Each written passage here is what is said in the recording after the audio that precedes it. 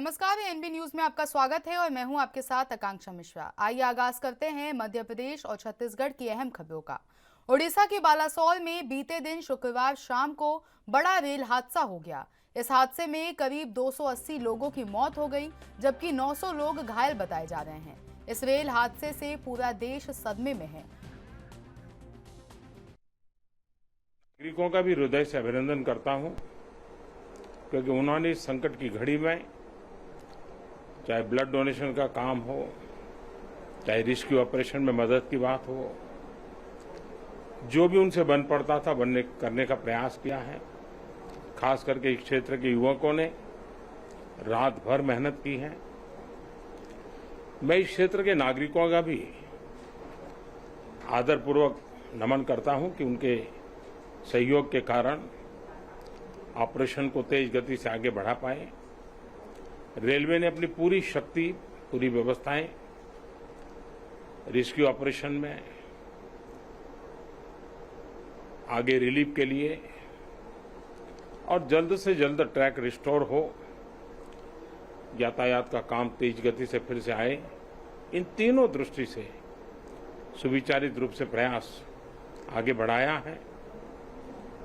लेकिन एक दुख की घड़ी में मैं आज स्थान पर जाकर के सारी चीजों को देख करके आया हूं। अस्पताल में भी जो घायल नागरिक थे उनसे मैंने बात की है। मेरे पास शब्द नहीं है इस वेदना को प्रकट करने के लिए, लेकिन परमात्मा हम सबको शक्ति दे कि हम जल्द से जल्द इस दुख की घड़ी से निकले। मुझे पूरा विश्वास है कि हम इन घटनाओं से भी बहुत कुछ सीखेंगे और अपनी व्यवस्थाओं को भी और जितना नागरिकों की रक्षा को प्राथमिकता देते हुए आगे बढ़ाएंगे। दुख की घड़ी है, हम सब प्रार्थना करें इन परिजनों के लिए। तो प्रधानमंत्री नरेंद्र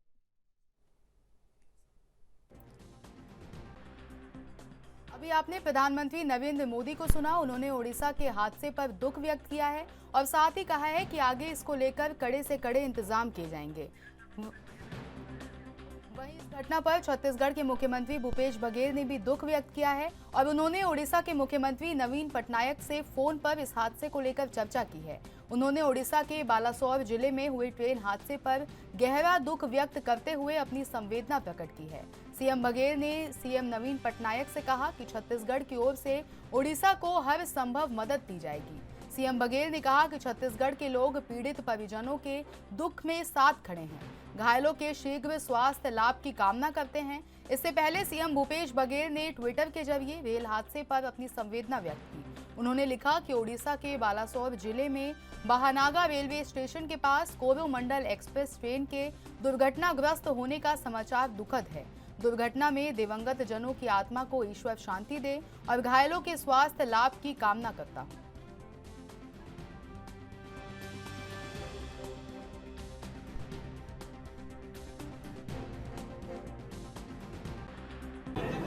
अभी जो उड़ीसा में जो ट्रेन दुर्घटना हुई और 3 ट्रेन एक साथ टकराई और संभवतः देश के इतिहास में इतना बड़ा हादसा पहले कभी नहीं हुआ था, और जिसमें सैकड़ों लोग जिसे प्रभावित हुए, 280 से अधिक लोगों की मौतें हो गई, 900 लोग घायल हैं।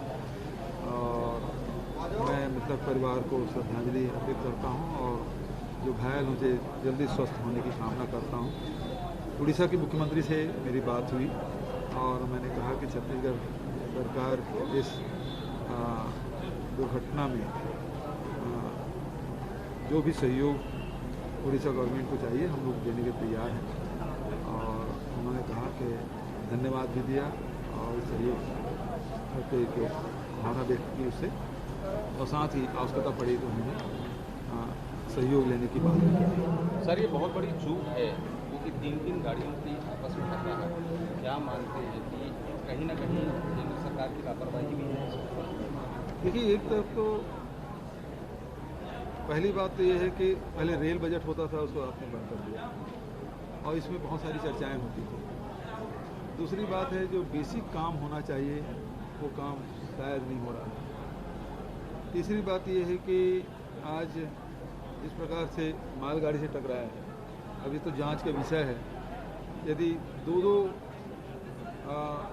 ट्रेनों के लोग को एक साथ चला रहे हैं, मान लो एक ट्रेन 65 बोगी लेकर चलती है और आपने 2 ट्रेनों को जोड़ दिया, 130 हो गया, तो जो स्पान है वो बहुत लंबा हो गया और उसके कारण से हो सकता है ये दुर्घटना हुई। ये तो जांच का विषय है, लेकिन जिस प्रकार से हम लोग तो छत्तीसगढ़ के लोग हैं, इसको देख भी रहे हैं कि कितनी ट्रेनें बंद हुई, केवल मालगाड़ी को निकालने के लिए यात्री ट्रेनें बंद की गई और केवल अब ये है कि ऑर्नामेंटल ही सजावटी कार्य इन वर्षों में देखने को मिल रहा है। जो मूलभूत काम है वो हो नहीं रहा है। हो सकता है इसके कारण से दुर्घटना हो, क्योंकि अब मैं तो वहाँ गया नहीं हूँ, देखा भी नहीं हूँ, तो मैं बोल नहीं सकता। लेकिन लगता है कि इस प्रकार से जो कार्य हुए हैं।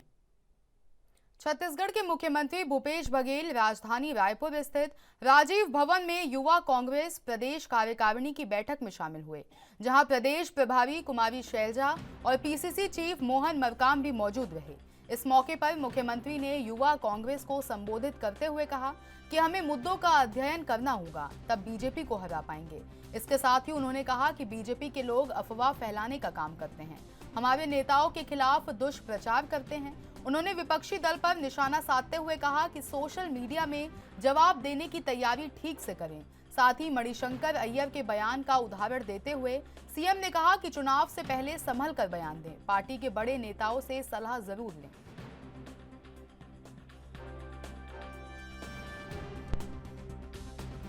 आज यूथ कांग्रेस का कार्यक्रम था, जिसमें राष्ट्रीय हमारे महामंत्री भाई कृष्णा वल्लभ जी उपस्थित थे और शैलजा जी भी उपस्थित थे और चुनाव के संदर्भ में हमारे नेताओं ने टिप्स दिए और अभी बैठक जारी है। यूथ कांग्रेस को यही मैंने कहा कि देखिए, ये यूथ कांग्रेस की जो उम्र है वो बहुत थोड़ा सा स्वप्न देखने वाला उम्र है। छत्तीसगढ़ के रायगढ़ जिला मुख्यालय से लगे कोसमनारा गांव का बाबा धाम लोगों के लिए आस्था का केंद्र बना हुआ है। बाबा सत्यनारायण पिछले 25 वर्षों से एक ही जगह पर बैठे हुए हैं। सत्यनारायण बचपन से ही भगवान शिव के भक्त थे। वो गांव में स्थित शिव मंदिर में 7 दिनों तक लगातार तपस्या करते रहे हैं। 16 फरवरी 1998 को हरदर घर से स्कूल के लिए निकले और अपने गांव से लगभग 18 किलोमीटर दूर कोसमनारा गांव में तप करने बैठ गए। इसी दिन से बाबा एक पत्थर को शिवलिंग मानकर अपनी जीभ काटकर शिव तपस्या में लीन हो गए। यहीं से उनके बाबा सत्यनारायण बुनने की कहानी शुरू हुई। उस दिन से लेकर आज तक बाबा उसी स्थान पर बैठकर तप कर रहे हैं। बाबा सत्यनारायण किसी से भी बात नहीं करते, जरूरत के मुताबिक ही वो भी इशारों से ही समझाते हैं। हर मौसम में धूप, बारिश, ठंडी में भी बाबा खुले आसमान के नीचे ही बैठे रहते हैं। यहाँ हर साल लाखों लोग बाबा के दर्शन के लिए आते हैं। छत्तीसगढ़ के शिक्षा मंत्री प्रेमसाय सिंह टेकाम बाबा जी का दर्शन करने पहुंचे और उनसे आशीर्वाद भी लिया।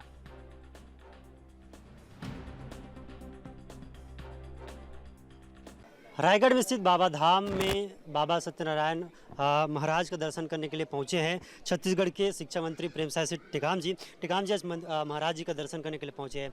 क्या कुछ इस जगह का महत्व है? इस जगह का बहुत धार्मिक महत्व है और हम आज बाबा का दर्शन करने के लिए, उनका आशीर्वाद लेने के लिए, छत्तीसगढ़ के कल्याण के लिए यहाँ दर्शन करने के लिए हम लोग आए। रामकाज भी अच्छा चल रहा है, महाराज भोले बाबा के भी दर्शन करने पहुंचे हैं। अब ये तो भोले की कृपा से ही हो रहा है रामकाज, और इतना बड़ा हम सबका सौभाग्य है हमारे प्रदेश के मुखिया आदरणीय भूपेश बघेल के नेतृत्व में इतना बड़ा राष्ट्रीय और अंतर्राष्ट्रीय रामायण महोत्सव और इतना लोगों में उत्साह रायगढ़ न केवल बल्कि पूरे छत्तीसगढ़ पूरे है। जो श्री राम पूरे विश्व को ज्ञान का मार्ग बताते हैं, उन्हें छत्तीसगढ़ में रहने वाली वनवासी माता शबरी ने ज्ञान का मार्ग दिखाया। शबरी ने ही उन्हें कहा कि पंपा सरोवर जाएं और सुग्रीव से मिलें। रामकथा के प्रस्तोता और प्रख्यात कवि कुमार विश्वास ने ये बात कही। कुमार विश्वास राष्ट्रीय रामायण महोत्सव में अपनी प्रस्तुति देने रायगढ़ पहुंचे हुए हैं।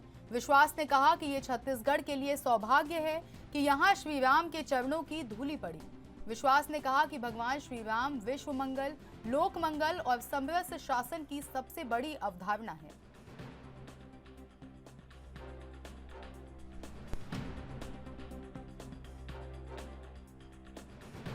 विश्व मंगल में और विश्व भर में लोक मंगल और समाज के लिए एक समरस शासन की जो सबसे बड़ी अवधारणा है वो राम राज्य की है।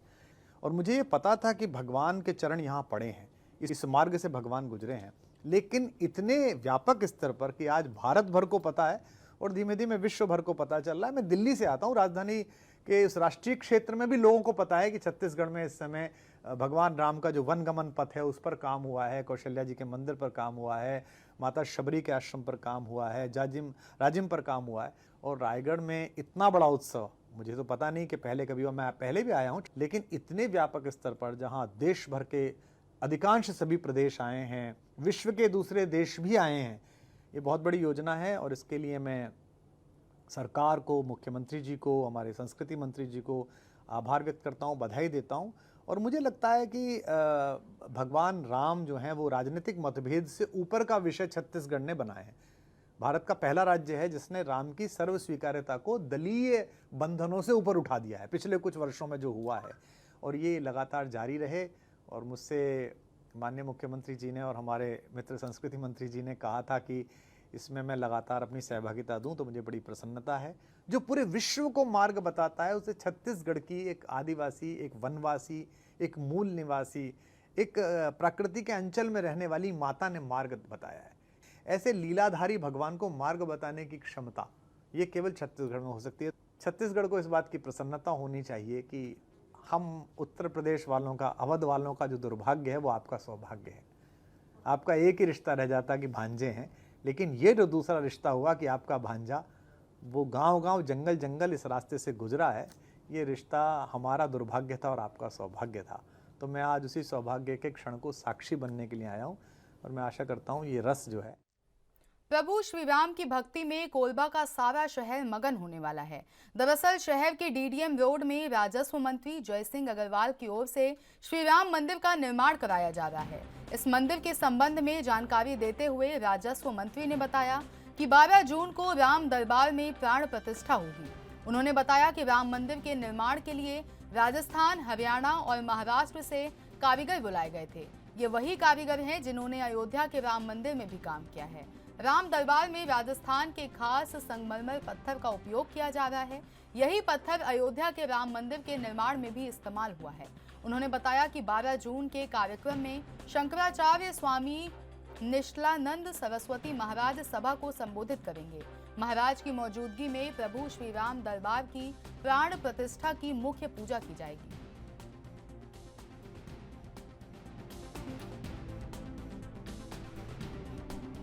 सुबह एक ब्राह्मणों का जत्था अयोध्या के लिए रवाना होगा, जो अयोध्या से वहाँ विधिवत पूजा अर्चना करके और मिट्टी लेके आएंगे। 5 तारीख को शाम को वो कोरबा पहुँचेंगे और 5 तारीख को श्वेता नरसिंह होम के सामने उनका हम सब मिलके भव्य स्वागत करेंगे और उनको स्वागत सत्कार के साथ यहाँ मंदिर दरबार, राम दरबार तक लेके आएंगे। उसके बाद 8 तारीख से पूजा अर्चना शुरू होगी, जो 12 तारीख तक चलेगी। 12 तारीख को प्राण प्रतिष्ठा का आयोजन है। इसमें भव्य आयोजन करने के लिए मथुरा वृंदावन से हमारे बांके बिहारी जी आएंगे, वो प्राण प्रतिष्ठा और पूजा कराएंगे 5 दिन की। इसके साथ 12 तारीख को हमारे पुरी के शंकराचार्य जी, निष्ठानंद स्वामी जी वो पधारेंगे, वो प्राण प्रतिष्ठा के उसमें भागीदारी निभाएंगे। उसके साथ साथ वो प्रवचन भी करेंगे। प्रवचन करने के बाद शाम को जो आध्यात्मिक जो अंतर्राष्ट्रीय स्तर की जय किशोरी जी शाम को 5 बजे से लेकर 8 बजे तक रात को प्रवचन करेंगे। मंदिर स्थापना करने का कैसे आपके सोच में है? लेकिन मंदिर तो हम लोगों ने पहले अपने गांव में, जो हमारा पैतृक गांव हरियाणा है, वहाँ भी बनवाया था। मंदिर हमने सबसे पहले पूरे छत्तीसगढ़ में छत्तीसगढ़ महतारी का मंदिर भी मैंने बनवाया था, आप लोग देखे होंगे भवानी मंदिर के पास। और इसके साथ साथ और भी जहाँ जहाँ भी मंदिर का निर्माण होता है हम लोग उसमें सहयोग करने का पूरा प्रयास। वक्त हो गया एक छोटे से ब्रेक का, हाजिर होंगे ब्रेक के बाद।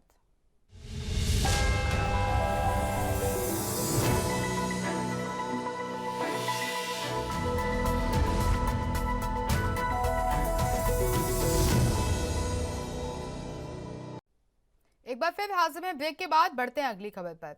2 दिवसीय दौरे पर इंदौर आए नेपाल के प्रधानमंत्री शनिवार दोपहर रवाना हो गए। नेपाल के प्रधानमंत्री पुष्प कमल दहल प्रचंड शनिवार को सुबह 11:30 बजे सुपर कॉरिडोर स्थित IT सेज TCS में गए, जहां वो कंपनी का प्रोजेक्शन और प्लांट देखा। इसके बाद 1 बजे दिल्ली रवाना हुए। उन्हें विदा करने के लिए सीएम शिवराज सिंह चौहान दोपहर इंदौर आए थे। पीएम प्रचंड को दोपहर 1 बजे रवाना करने के बाद सीएम भोपाल के लिए रवाना हो गए। उन्होंने इंदौर में कहा कि भारत नेपाल के रिश्तों को हिमालय जितनी ऊंचाई पर ले जाएंगे। बता दें कि नेपाल के पीएम शुक्रवार सुबह इंदौर पहुंचे थे। यहां सीएम शिवराज सिंह चौहान ने उनकी अगवानी की। सुबह नाश्ते में पोहे समोसे दिए गए। सीएम की ओर से दिए गए रात्रि भोज में मालवी व्यंजनों पर फोकस था। आम का पना, आलू छोले टिकिया, मक्के की राब, सेव टमाटर की सब्जी, मेवाड़ी गट्टा, दाल बाटी, मावा चूरमा, घी भात, अखरोट का हलवा और मालपुआ भी परोसा गया। सीएम की ओर से दिए गए रात्रि भोज में नेपाल के प्रधानमंत्री ने कहा कि भारत नेपाल के संबंधों में नए आयाम जुड़े हैं। इसको मजबूत करना हम सबका कर्तव्य है। मध्य प्रदेश में जो गर्मजोशी से स्वागत हुआ वो अविस्मरणीय है। भगवान महाकाल के दर्शन कर मेरा सपना साकार हुआ है।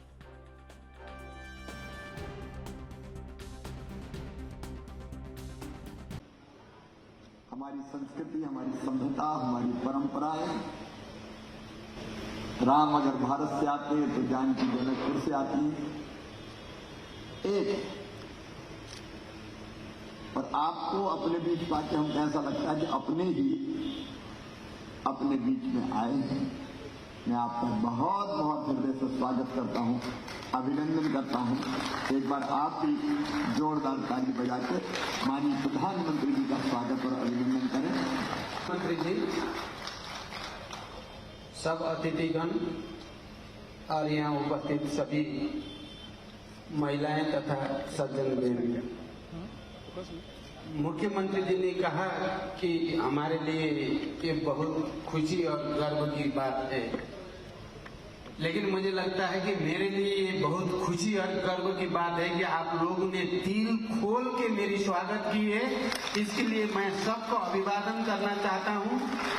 सभी मध्य प्रदेश इंदौर वासी, उज्जैन वासी, हर जगह पे डांस के साथ, डेमोन्स्ट्रेशन के साथ, दिल खोल के जिस तरीके से आपने गर्म जोशी के साथ स्वागत किया है, ये अविस्मरणीय है। मैं मुख्यमंत्री जी और सभी यहाँ के नेतागण और यहाँ के सभी जन समुदाय को हृदय से धन्यवाद कहना चाहता हूँ, अभिवादन करना चाहता हूँ। बहुत साल पहले जब मैं एक रेडिकल मूवमेंट का नेतृत्व कर रहा था, उस समय अंडरग्राउंड तौर पर मुझे भोपाल आने का मौका मिला था और भोपाल में मैं कई दिन तक नेपालियों के बीच में कार्यक्रम करता रहा और मध्य प्रदेश और भोपाल के साथ मेरा पुराना रिश्ता है। इसलिए आज फिर एक बार नेपाल के प्रधानमंत्री की हैसियत से, तीसरी बार प्रधानमंत्री की हैसियत से फिर मध्य प्रदेश में और इस ऐतिहासिक इंदौर नगरी में और धार्मिक सांस्कृतिक रूप से दोनों देशों के लिए सुप्रसिद्ध उज्जैन और वहां के महाकालेश्वर मंदिर का दर्शन करने का मौका मिला। ये मेरे लिए जिंदगी का एक सपना पूरा करने जैसा था। मध्य प्रदेश के गृह मंत्री डॉक्टर नरोत्तम मिश्रा ने ग्राम हथवल, वनवास, कटीली, नुनवाहा, कमरावी पहुंचकर मुख्यमंत्री लाडली बहना योजना के तहत महिलाओं को स्वीकृति पत्र वितरित किए। कार्यक्रम को संबोधित करते हुए कैबिनेट मंत्री ने कहा कि प्रधानमंत्री और मुख्यमंत्री कृषक सम्मान निधि योजनाओं में प्रति किसान को प्रतिवर्ष 10,000 रुपए की राशि प्रदान की जा रही है। वहीं मुख्यमंत्री शिवराज सिंह चौहान ने बहनों के सम्मान में प्रदेश में लाडली बहना योजना शुरू कर उनको आर्थिक रूप से आत्मनिर्भर बनाया है। योजना के तहत हर महिला को 1,000 रुपए प्रतिमाह के हिसाब से पूरे 1 साल में 12,000 रुपए की राशि बैंक खाते में जमा की जाएगी, जिसकी शुरुआत 10 जून से हो रही है। उन्होंने कहा कि 9 जून तक इसी प्रकार के स्वीकृति पत्र वितरण कार्यक्रम गांव-गांव में आयोजित किए जाएंगे। गाँव में हर एक मेरी माता बहन के लिए हर शौचालय की सुविधा देने की सरकार कोशिश कर रही है। हमारी बहन बेटी पहले गांव के अंदर मैदान को जाती थी, हर घर में शौचालय, ये कल्पना मोदी जी की है। हर घर में पुत्री आवास की बात करी है, पर आप विश्वास रखना, गांव के लोगों हथलव गणेश खेड़ा दोनों के 2 साल के अंदर आपके गांव में एक भी घर कच्चा नहीं रहने देंगे, एक भी घर कच्चा। हर गरीब का घर पक्के आपको देंगे, कोई गरीब का। अब जितनी बात कहते हैं अगली बार आके आपसे पूछते भी हैं अपना। छत्तीसगढ़ के सुकमा जिले में शनिवार को सुरक्षा कर्मियों की नक्सलियों के साथ मुठभेड़ हुई। इस मुठभेड़ में कम से कम 4 नक्सली घायल हो गए। हालांकि इस दौरान उनके साथी घायलों को साथ लेकर फरार हो गए। सुकमा के पुलिस अधीक्षक किरण चौहान ने बताया कि मुठभेड़ सुबह अराबोर पुलिस थाना क्षेत्र के अंतर्गत रेगड़गट्टा गांव के पास उस समय हुई जब पुलिस की जिला रिजर्व गार्ड की एक संयुक्त टीम नक्सल विरोधी अभियान पर निकली थी। पुलिस अधीक्षक ने यह भी बताया कि मराई गुड़ा और रेगड़गट्टा गांव में माओवादियों की कोटा एरिया कमेटी से जुड़े नक्सली कमांडर उनकी टीम मौजूदगी के बारे में उन्हें जानकारी मिली थी, जिसके बाद उन्होंने ऑपरेशन शुरू किया। उन्होंने कहा कि नक्सलियों ने गश्त कर रही टीम पर गोलियां चलाई, जिसके बाद जवाबी कार्रवाई में कुछ नक्सली घायल हो गए हैं। पुलिस अधीक्षक की माने तो मुठभेड़ में 3-4 नक्सलियों के घायल होने की खबर है, लेकिन उनके साथी घायलों को जंगल की ओर लेकर भाग निकले। उन्होंने बताया कि इलाके में तलाशी अभियान जारी है। बता दें कि इन सबके अलावा नक्सल प्रभावित सुकमा जिले में 3 नक्सलियों ने शनिवार को सुरक्षा बलों के सामने आत्मसमर्पण भी किया है।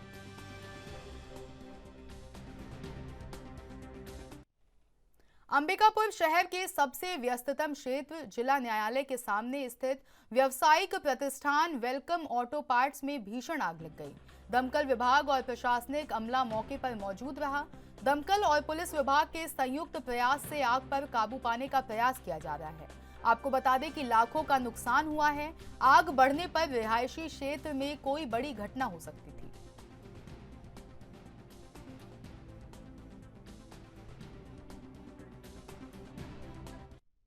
छत्तीसगढ़ के कोरबा में हाथियों को खदेड़ने के लिए किसानों ने अपने ही खेत में आग लगा दी। किसानों ने फसल लेने के बाद पलारी में आग लगा दी। किसानों ने हाथियों से बचने के लिए ये कदम उठाया। इलाके में 30 से अधिक हाथियों का दल विचरण कर रहा है। आपको बता दें कि हाथियों ने कई घरों को नुकसान पहुंचाया है।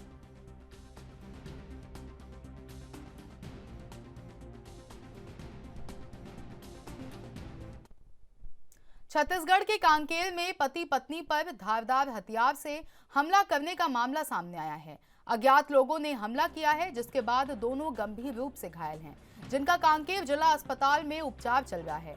दुधावा थाना क्षेत्र के बिहावा पारा की ये पूरी घटना है। इसके साथ ही पुलिस पूरे मामले की जांच में जुटी हुई है।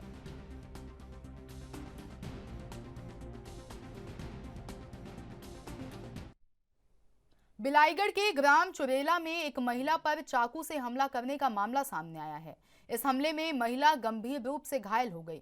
इसके बाद खून से लथपथ महिला को उनकी बेटी के आनन फानन में बिलाईगढ़ के सामुदायिक स्वास्थ्य केंद्र में भर्ती कराया, जहां उनका इलाज जारी है। बताया जा रहा है कि हमला करने वाला शख्स महिला का पति है और दोनों के बीच किसी बात को लेकर विवाद चल रहा है। महिला इसी विवाद को लेकर पिछले 6 महीनों से अपने पति से अलग रह रही थी। वहीं दूसरी तरफ घायल महिला ने आरोप लगाया है कि उसके पति अपने दोस्त के साथ मिलकर यहां आए थे और दोस्त के इशारे पर ही मुझे चाकू मारा है। फिलहाल पुलिस ने इस मामले में महिला से पूछताछ कर चाकू को बरामद कर लिया है और आरोपी की तलाश शुरू कर दी है।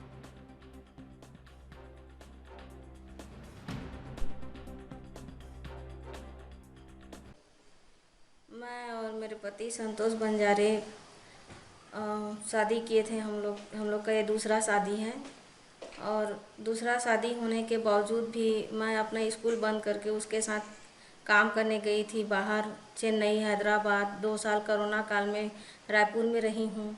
उसके बाद हम लोग के बीच में थोड़ा तू मैं होने लगा, पैसों को लेकर, कर्जों को लेकर, उसका कर्जा, मेरा कर्जा। तो भाई मेरा स्कूल बंद करती थी तो कुछ फाइनेंशियल प्रॉब्लम था मेरा।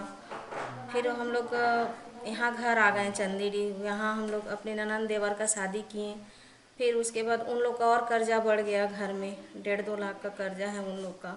अब घर में पैसों को लेके हमेशा तू मैं होते हुए उसके बाद मेरे साथ बहुत झगड़ा हुआ, लड़ाई किया, मारपीट किया, मेरा मोबाइल तोड़ दिया। जब मैं उसके घर गई मोबाइल मांगने, मोबाइल तोड़ दिए हो।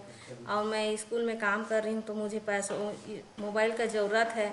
ना मोबाइल दे रहे हो, ना पैसा दे रहे हो। किस चीज़ से मैं अपना कोई भी चीज़ काम को करूँगी, ऑफिशियल काम को कैसे करूँगी मोबाइल के बिना, बोल के उसको बोलने गई।